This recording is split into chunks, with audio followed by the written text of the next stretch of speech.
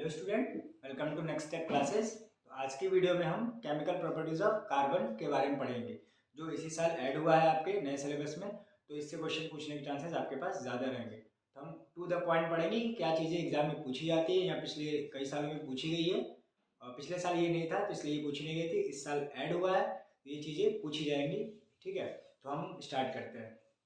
तो इसमें जो पहला रिएक्शन हमारा है, पहला प्रॉपर्टीज हमारा है कंबशन रिएक्शन। कंबशन रिएक्शन के बारे में आप पढ़े होंगे, उसमें केमिकल रिएक्शन एंड इक्वेशन है।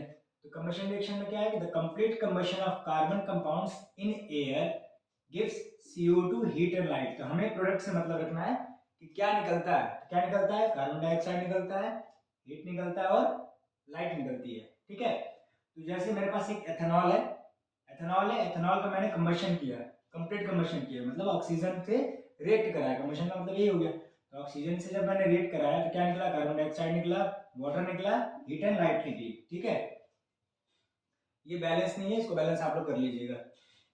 अब आते हैं इसमें जो इंपॉर्टेंट पॉइंट है जहां से क्वेश्चन बनेंगे। ये तो नॉर्मल चीज है, आजकल सिलेबस से ऐसा पूछ नहीं रहा है, नया पैटर्न पे आ रहा है, कुछ एप्लीकेशन बेस्ड भी आते हैं। तो क्वेश्चन आपके यहाँ से बनने के चांसेस ज्यादा है। बताएगा कि अगर सैचुरेटेड हाइड्रोकार्बन है, मतलब जो सिंगल बॉन्ड वाले हैं, उनका अगर ऑक्सीजन के साथ सफिशिएंट में ऑक्सीजन अगर रहेगा और रिएक्शन कराएंगे तो हमारा जो फ्लेम बनेगा वो ब्लू फ्लेम बनेगा। मतलब ऑक्सीजन की मात्रा यहाँ कम पूरी है, एकदम सफिशिएंट, जितना चाहिए उतना ही है। ठीक है, और इसी फिनोमेना को कंप्लीट कंबशन कहते हैं। तो यहाँ पे जो फ्लेम हमारा बनेगा, जो फ्लेम दिखेगा वो कैसे दिखेगा? Blue flame. जैसा हम केरोसिन स्टोव में अगर आप जलाए वलाए होंगे, मिट्टी की तरह से जो स्टोव चलता है उसमें, तो उसमें आपको ब्लू फ्लेम दिख जाएगा, क्योंकि वहां पे कंप्लीट कंबशन होता है। ठीक है, अब आते हैं अगर सेचुरेटेड ही हाइड्रोकार्बन रहे लेकिन वहां ऑक्सीजन लिमिटेड अमाउंट में रहे, मतलब सफिशिएंट अमाउंट में, जितना उसको चाहिए उतना ना मिले, कम मिले, तो उसको हम कहते हैं इनकम्प्लीट कंबशन। तो वहां जो फ्लेम बनेगा वो सूटी फ्लेम बनेगा। सूटी का अगर हिंदी में बोले तो सांवला फ्लेम बनता है। ठीक है, आप वो मोमबत्ती वाला देखे होंगे, क्लास 8th में है शायद ही, तो वहां पे भी आप 3 तरह का वो जोन दिखाता है, उसमें फ्लेम अलग अलग तरीके से बताता है कि कंप्लीट कंबशन में कैसा फ्लेम बनता है, इनकम्प्लीट में कैसा बनता है। तो आप वो वाला एक्सपेरिमेंट एक बार देख सकते हैं। तो अब आता है कि अनसैचुरेटेड हाइड्रोकार्बन रहेगा तो क्या होगा? तो जो अनसैचुरेटेड हाइड्रोकार्बन होगा, जिसमें डबल बॉन्ड या ट्रिपल बॉन्ड आते हैं, उनका अगर ऑक्सीजन के साथ हम कराएंगे तो वहां जो फ्लेम का कलर होगा वो येलो स्मोकी फ्लेम बनेगा। तो याद रखिए कि सैचुरेटेड हाइड्रोकार्बन का सफिशिएंट ऑक्सीजन के साथ ब्लू फ्लेम बनाएगा, सैचुरेटेड हाइड्रोकार्बन का लिमिटेड ऑक्सीजन के साथ, जिसको हम इनकम्प्लीट कंबशन कहेंगे, तो सूटी फ्लेम बनाएगा। और अनसैचुरेटेड हाइड्रोकार्बन का अगर ऑक्सीजन के साथ रिएक्ट कराएंगे या उससे कंबशन कराएंगे तो येलो स्मोकी फ्लेम बनाएगा। ये आपका पहला केमिकल प्रॉपर्टीज था जो कंबशन रिएक्शन में आता है। दूसरा हमारा ऑक्सीडेशन रिएक्शन। ऑक्सीडेशन रिएक्शन में क्या हो जाएगा कि ऑक्सीजन का गेन होना चाहिए, या कहें कि लॉस ऑफ वन और मोर इलेक्ट्रॉन। ठीक है, इसमें क्या होता है, ये इंपॉर्टेंट क्यों है? क्योंकि इसमें जो एथेनॉल होता है, इस वो हमारा एथेनॉल को ये एथेनोइक एसिड में इस रिएक्शन के थ्रू हम बदल सकते हैं। तो देखिए इसमें इंपॉर्टेंट है कि किसके प्रेजेंस में। तो प्रेजेंस में पूछेगा तो एल्कलाइन KMnO4। जैसे आपको क्वेश्चन पूछेगा कि X जो है वो एथेनोइक एसिड में बदल जा रहा है in the presence of alkaline KMnO4 या एसिडिफाइड K2Cr2O7। इसको पोटेशियम परमैंगनेट कहेंगे, इसको पोटेशियम डाइक्रोमेट कहेंगे। ठीक है, तो अगर ये दिया रहेगा लेकिन ये नहीं दिया रहेगा तो आप तुरंत पहचान जाना कि ये एथेनॉल को ही कन्वर्ट कर रहा है एथेनोइक एसिड में। ठीक, यहाँ देखिए एक ऑक्सीजन है, यहाँ ऑक्सीजन गेन हो गया, यहाँ 2 ऑक्सीजन हो गया। यहाँ रिएक्शन कौन सा हो रहा है? Oxidation reaction. तो ऑक्सीडेशन रिएक्शन से हम एथेनॉल को एथेनोइक एसिड में कन्वर्ट कर सकते हैं in the presence of alkaline KMnO4 या एसिडिफाइड K2Cr2O7, पोटेशियम परमैंगनेट या पोटेशियम डाइक्रोमेट। ठीक, तीसरा रिएक्शन हमारा होता है एडिशन रिएक्शन। एडिशन मतलब ऐड करना, जोड़ना।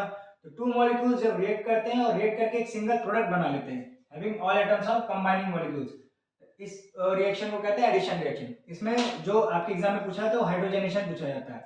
हाइड्रोजनेशन में क्या करते हैं, जो हमारा अनसैचुरेटेड कंपाउंड होता है उसको हम सैचुरेटेड कंपाउंड में बदल देते हैं इन द प्रेजेंस ऑफ निकल कैटलिस्ट। ठीक है, इसके भी क्वेश्चन आ जाते हैं। मान लीजिए डबल बॉन्ड इधर दिया रहेगा, मतलब अनसैचुरेटेड कोई दिया रहेगा, डबल बॉन्ड या ट्रिपल बॉन्ड, और वहां से ये सैचुरेटेड में बदल रहा है, तो पूछेगा कि मतलब यहाँ पे कैटलिस्ट कौन सा यूज हुआ है, तो निकल कैटलिस्ट यूज हुआ है। क्वेश्चन ऐसे आ जाएगा।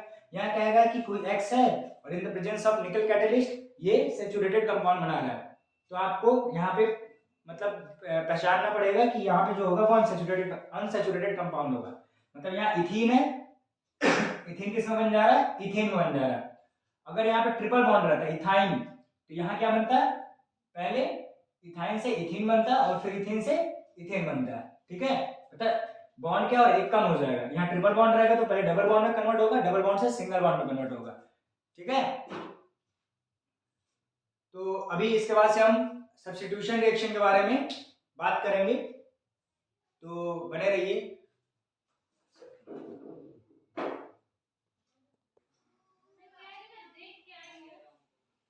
स्टूडेंट, हमने कंबशन रिएक्शन पढ़ लिया था, ऑक्सीडेशन रिएक्शन पढ़ लिया था, अब एक और रिएक्शन पढ़ लिया था। अब हम पढ़ेंगे क्या, सब्स्टिट्यूशन रिएक्शन। ठीक है, सब्स्टिट्यूशन रिएक्शन चौथा रिएक्शन है। ये भी क्या है, केमिकल प्रॉपर्टीज है किसकी, कार्बन की। यहाँ से भी क्वेश्चन पूछे जाते हैं। सब्स्टिट्यूशन रिएक्शन क्या होता है, reaction in which an atom और group of atoms in which an atom or group of atoms in a molecule is replaced or substituted by different atoms or group of atoms। मतलब ऐसा reaction जिसमें atom या group of atom किसी molecule का replace हो जाए या substitute हो जाए किसी डिफरेंट एटम्स या ग्रुप ऑफ एटम्स के द्वारा, ऐसे रिएक्शन को हम क्या कहेंगे, सब्स्टिट्यूशन रिएक्शन। सब्स्टिट्यूशन नाम से ही क्लियर होगा, क्रिकेट में हम क्या कहते हैं, सब्स्टिट्यूट प्लेयर लेकर आते हैं, मतलब उसकी जगह पर किसी और को फील्डिंग करा देते हैं, तो सब्स्टिट्यूशन रिएक्शन वही चीज है। ठीक, एग्जाम्पल के लिए ये एग्जाम्पल आपके एग्जाम में पूछे जाते हैं। क्या है, मीथेन है, उसके साथ क्लोरीन है, फिर सनलाइट के प्रेजेंस में जब रिएक्शन करा रहे हैं तो यहाँ क्लोरीन 2 है, एक क्लोरीन चला जा रहा है इस मीथेन के साथ, और इस CH4 में का एक हाइड्रोजन चला जा रहा है इस क्लोरीन के साथ, वो बना ले रहा है HCl।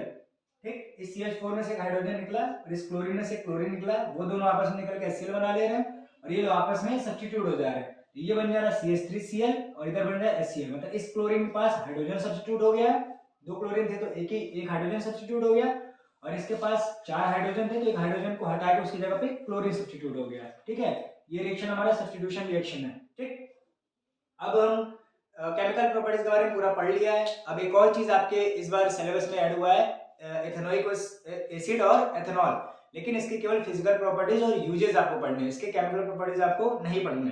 ठीक है, तो हम यहाँ पे उसकी इथेनॉल और एथेनोइक की फिजिकल प्रॉपर्टीज और उसके यूज पढ़ेंगे। तो आइए देखते हैं। तो पहले हम एथेनॉल लेते हैं। एथेनॉल हमारा अल्कोहल ग्रुप से है, सेकंड नंबर पे C2H5OH इसका वो मॉलिक्यूलर फार्मूला होता है। ठीक, और एथेनॉल इसका नाम है कौन सा, आइयूपेशियन इमीन। ठीक, अब प्रॉपर्टीज में पढ़ेंगे तो ये कलरलेस लिक्विड होता है, ये कलरलेस लिक्विड होता है और इसका एक प्लीजेंट स्मेल होता है, मतलब प्लीजेंट स्मेल होता है, कलरलेस लिक्विड होता है। आप अगर कभी सुने होंगे तो आपको पता चल रहा होगा। इसको इट बॉयल्स एट 351 केल्विन, ये 351 केल्विन पे जाके बॉयल होता है। तीसरी इसकी प्रॉपर्टीज क्या है, it is neutral to litmus, ये लिटमस पेपर पे न्यूट्रल शो करता है। और चौथा जो सबसे इंपॉर्टेंट है, it is a bad conductor of electricity, मतलब ये इलेक्ट्रिसिटी के लिए बैक कंडक्टर है, इसमें इलेक्ट्रिसिटी कभी भी फ्लो नहीं होगी। और पांचवा है कि it is miscible in water in all proportion, ये पानी में पूरी तरीके से हर तरीके से घुल जाएगा। ठीक, इसका यूजेस देख लेते हैं। इसका यूज कहाँ करते हैं, as a solvent to prepare tincture of iodine, iodine के टिंचर बनाने के लिए हम एज अ सॉल्वेंट इसको यूज करते हैं। फिर as a solvent to manufacture paints, medicine, soap, साबुन में भी हमने अभी देखा था सैपोनिफिकेशन में, वहां भी एथेनॉल यूज किया था। ठीक, तो यहाँ भी पेंट में भी हम एथेनॉल यूज करते हैं, मेडिसिन में भी हम एथेनॉल यूज करते हैं, अल्कोहल जिसको हम बोलते हैं, और सोप में भी हम एथेनॉल यूज करते हैं। तो उसमें एज ए सॉल्वेंट हम एथेनॉल को यूज करते हैं। तीसरा क्या है, as an anti freeze in radiator of vehicle in cold countries, cold countries में as a anti freeze radiator में, व्हीकल के रेडिएटर में ये यूज होता है। ये इसके 3 यूज हो गए, 5 प्रॉपर्टीज। अब आते हैं एथेनोइक एसिड पे। एथेनोइक एसिड का जो फॉर्म होगा, मॉलिक्यूलर फार्मूला होगा CH3COOH, और इसका जो आईयूपेशियन नेम क्या है, एथेनोइक एसिड। कॉमन नेम इसका पूछता है तो कॉमन नेम इसका क्या है, एसिटिक एसिड। अगर यहीं पे HCOOH इसका अगर पूछे कॉमन नेम क्या होता है, इसका कॉमन नेम होता है फॉर्मिक एसिड। ठीक है, HCOOH। ये सब किस ग्रुप से बिलोंग कर रहे हैं, कार्बोक्सिलिक ग्रुप। और कार्बोक्सिलिक एसिड क्या होता है, वीक एसिड होता है, ये आप याद रखिएगा। अब देखिए, जो इसका अगर 5 से 8% एसिडिक एसिड हम सॉल्यूशन में डालते हैं तो वही हमारा विनेगर होता है। तो पूछता है कि विनेगर में एसिडिक एसिड का परसेंटेज कितना होता है, तो 5 से 8% होता है। फिर it dissolves in water, alcohol and ether, मतलब वाटर और अल्कोहल और एथर में ये पूरी तरह डिसॉल्व हो जाता है। It often freeze during cold climate, cold climate में ये अक्सर क्या होता है, फ्रीज हो जाता है, इसीलिए इसका नाम, दूसरा नाम क्या है, ग्लेशियल एसिटिक एसिड भी इसको बोलते हैं। क्यों, क्योंकि ये कोल्ड क्लाइमेट में क्या होता है, फ्रीज हो जाता है। ठीक, इसकी melting point pure ethanoic acid का 290 केल्विन होता है। प्रॉपर्टीज में इसको भी लिख सकते हैं। यूजेस क्या है, तो आप देखे होंगे कि विनेगर हम डालते हैं अचार में उसको प्रिजर्व करने के लिए, used as preservative in pickles. Pickles के प्रिजर्वेटिव के लिए हम इसका यूज करते हैं। And use for making ester, एक रिएक्शन होता है एस्टरिफिकेशन रिएक्शन, जो एथेनॉइक के केमिकल प्रॉपर्टीज में आता है, जो आपके सिलेबस में है नहीं, मैं उस पर नहीं गया हूँ। बस याद रखिएगा कि स्टर को बनाने के लिए हम इसका यूज करते हैं। स्टर को बनाने में हम एथेनॉल और एथेनॉइक को मिक्स करते हैं तो हमें स्टर मिलता है। इस रिएक्शन को एस्टरिफिकेशन रिएक्शन कहते हैं। ठीक है, तो एथेनॉल के प्रॉपर्टीज में भी आप लिख सकते हैं कि it is used for making ester, और इसके प्रॉपर्टीज में भी लिख सकते हैं कि it is used for making ester. आप इस वीडियो में बताएंगे कि how do alcohol affects human beings, हमारे ह्यूमन बींग्स पे अल्कोहल कैसे अफेक्ट करता है। Thank you so much.